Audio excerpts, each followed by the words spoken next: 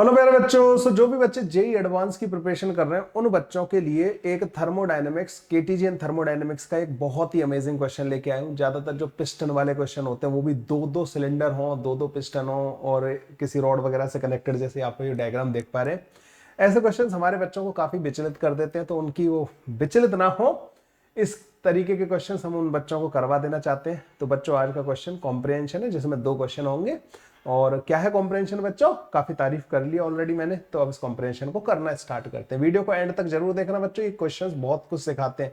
जो बच्चा ऑब्वियस सी बात है, इन क्वेश्चंस में टाइम कंज्यूम होता है, आप लोग ना पढ़ना पड़ता है, दिमाग चलाना पड़ता है बच्चों, वही तो आपको जेईई एडवांस के लिए करना होता है।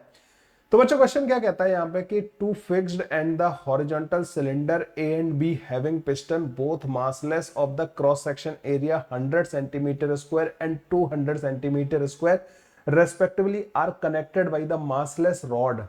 The piston can move freely without the friction. The cylinder A contain 100 gram of an ideal gas and gamma is given 1.5 at pressure of 10 raised to the power 5 Newton per meter square and temperature of T naught. The cylinder B contain identical gas at the temperature T naught but has a different mass. The piston are held at the state such that the volume of the gas in the cylinder A and cylinder B are same and is equal to 10 raised to the power minus का 2 meter cube. The walls and the piston of the cylinder A are thermally insulated, whereas the gas in the cylinder B is maintained at a constant temperature. The whole system is in vacuum. Okay. Now the piston are slowly released and they move towards left, and mechanical equilibrium is reached at the state when the volume of the cylinder A becomes 25 into 10 to the power 4 minus का 4 metre cube. तो पहले तो बच्चों इस वाले comprehension को पूरा पढ़ने में बच्चे जब नीचे चौथी पांचवी लाइन पे आते होंगे, ऊपर वाली लाइन उड़ जाती होगी, है ना। तो इसमें होता है बच्चों, तो इसलिए ऐसे क्वेश्चंस को, बड़े बड़े क्वेश्चंस को, लेंथी क्वेश्चंस को करने का सिंपल तरीका होता है, जितनी ज्यादा इंफॉर्मेशन है उसको एक्सट्रैक्ट करते जाओ, लिखते जाओ, जिससे कि आप बाद में उसको सबको क्लब करके देख सको कि बेसिकली क्या क्या गिवन है ना।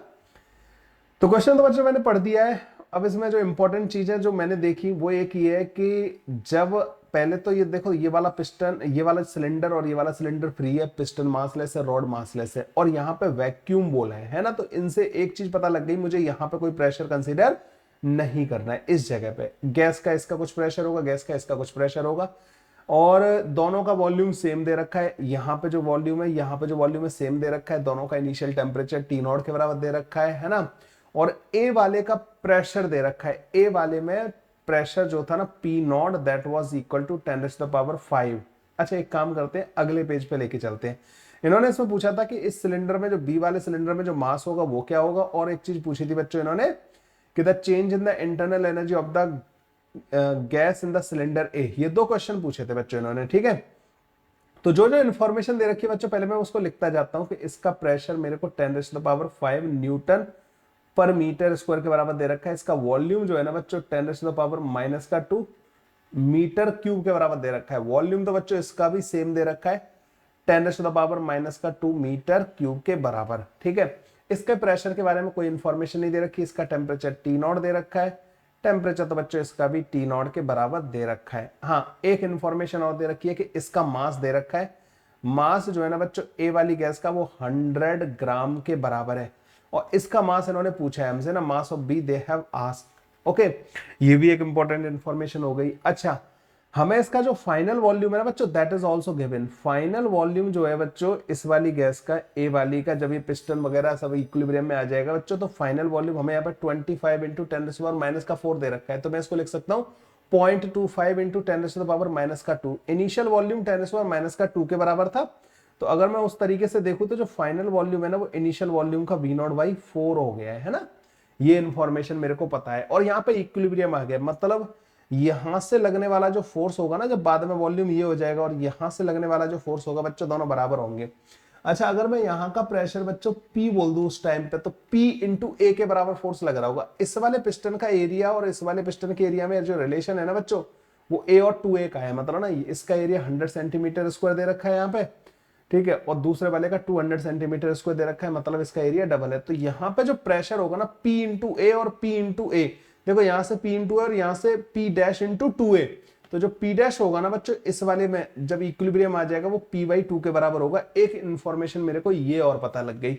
अच्छा, इन्होंने ये बोला है कि जब भी ये प्रोसेस हो रही है ना बच्चों तो ये इंसुलेटिंग है, मतलब इसमें कोई हीट अलाउ नहीं कर रहे हो आप, तो इसमें जो प्रोसेस हो रही होगी वो एडियाबैटिक हो रही होगी। ये भी क्वेश्चन की इंफॉर्मेशन में दे रखा है। कहां दे रखा है कि जब इन्होंने बोला ना कि A are thermally insulated where the gas in B is maintained at a constant temperature, और इसमें टेम्परेचर कांस्टेंट है तो इसका जो भी हो रहा होगा वो आइसोथर्मल हो रहा होगा, है ना। इसका आइसोथर्मल एक्सपेंशन हो रहा है, इसका एडियाबैटिक कंप्रेशन हो रहा है। ये भी बच्चों मेरे को पता है। इतनी सारी इंफॉर्मेशन बच्चों अब मेरे को पता लग चुकी है, और मेरे को प्रेशर के बारे में भी पता लग गया फाइनल वाला, और इसका मास पता करना है। मतलब मुझे सारी चीजें इधर लेके जानी है, इधर मुझे इंफॉर्मेशन दे रखी है, इधर लेके जानी है। तो मुझे ये पता था कि ये एडियाबैटिक कंप्रेशन हो रहा है, इसका वॉल्यूम पहले V0 के बराबर था, बाद में V0/4 के बराबर हो गया है। तो एक इक्वेशन तो मैं लिख सकता हूं कि P0 इंटू V0 की पावर गामा, गामा इन्होंने हमें दिया है बच्चों 3/2 के बराबर। देखो गामा की वैल्यू 1.5 दे रखी है, and this should be equal to, इसका प्रेशर मान लो P हो गया इस वाले का, और ये वॉल्यूम इसका V0/4 हो गया है बच्चों, V0/4 की पावर 3/2। यहां से अगर मैं V0 को V0 से उड़ा देता हूं तो बच्चों मेरे पास जो प्रेशर आएगा ना ये उधर जाएगा, तो बच्चों ये 8P0 के बराबर हो गया है बच्चों ना, तब जाके इक्विलिब्रियम यहाँ पे अटेन हो रहा है। तो प्रेशर कितना हो गया है 8P0 के बराबर। तो इसमें प्रेशर कितना हो जाएगा बच्चों 4P0 के बराबर। इसका प्रेशर बच्चों फाइनल वाला 4P0 के बराबर होना चाहिए। ओके, देखो बच्चों ये वाला जो पिस्टन है ना, मान लो x डिस्टेंस इधर की तरफ मूव किया, तो मूव तो बच्चों ये वाला भी x किया होगा, है ना। पिस्टन तो दोनों ही बराबर बराबर मूव किए होंगे, लेकिन x इंटू ए जो है ना बच्चों वो 3V0/4 के बराबर है। भाई इसका पहले वॉल्यूम कितना था V0 के बराबर, बाद में वॉल्यूम कितना हो गया इसका V0/4 के बराबर हो गया।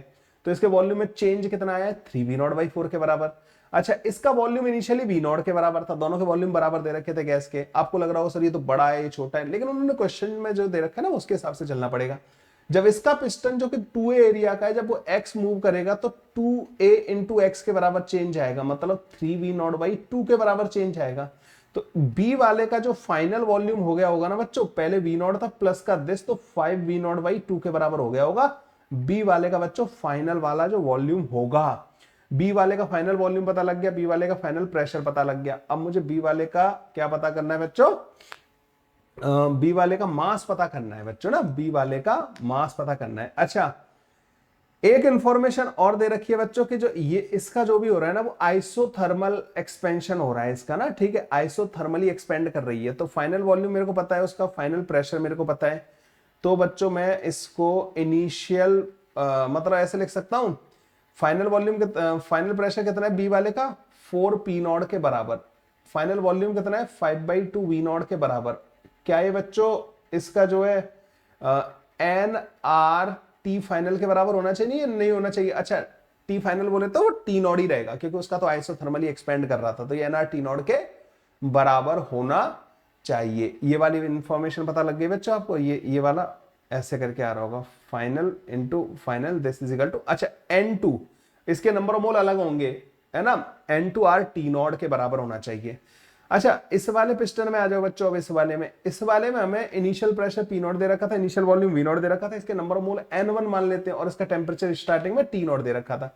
तो क्या आप P0 V0 A वाले के लिए लिख सकते हो आप N1R T0 के बराबर, दोनों के मोल्स अलग अलग है बच्चों, ध्यान रखना दोनों साइड में ना। तो ये ए वाले के लिए लिखी मैंने इक्वेशन, और ये बाद में बच्चों फाइनल इक्वेशन मैंने दूसरे वाले के लिए लिखी।